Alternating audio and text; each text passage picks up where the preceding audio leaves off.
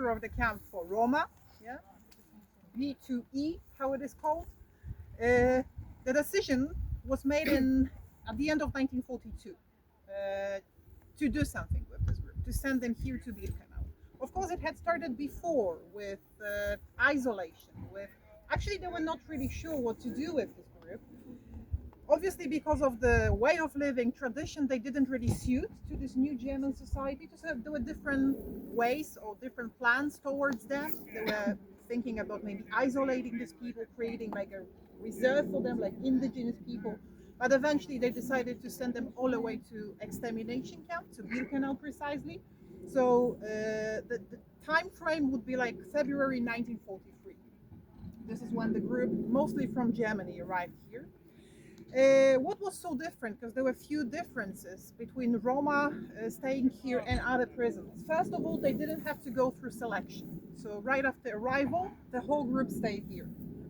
They were not separated, men from women from kids. So like the whole family stayed together.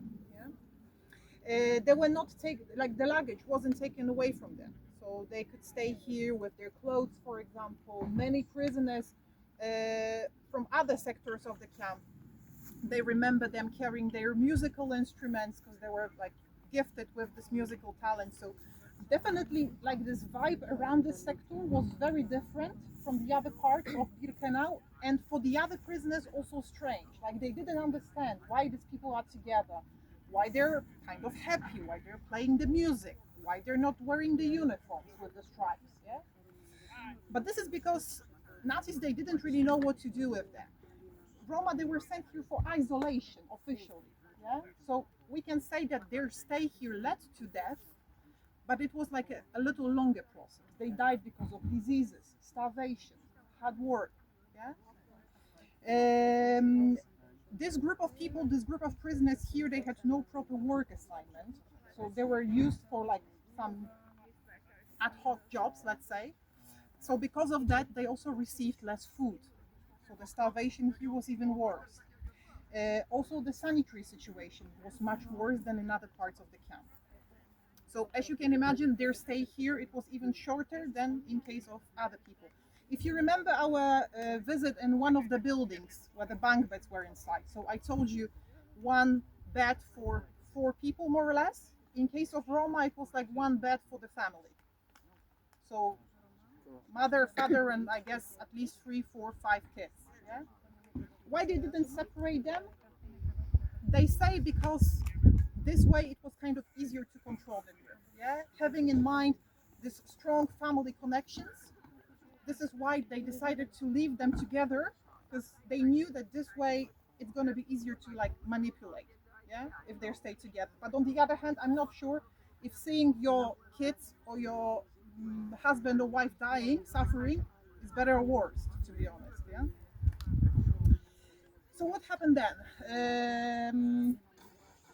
In May 1944, they were thinking about liquidating this camp and extermination of the Roma that were here, but they had been warned by one of the soldiers working here, prepared for the evacuation. So actually when the SS soldiers arrived here, they already had some of the knives, stones, simple things, which kind of scared the SS soldiers, surprised for sure.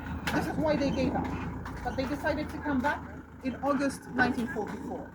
A few days before, around 3,000 Roma, strong, young, had been evacuated to some other camps in Germany, and then 3,000 of them were still left here. So this group, actually in the night from 2nd to 3rd of August 1944, had been sent from here to the gas chamber in crematorium number 5, and this is where most of them died. Yeah?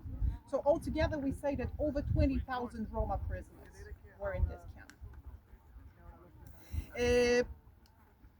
Things like a hospital, Dr. Mengele experimenting here, this I'm going to tell you in Birkenau, we'll have time for that. But as we are here, let me just point.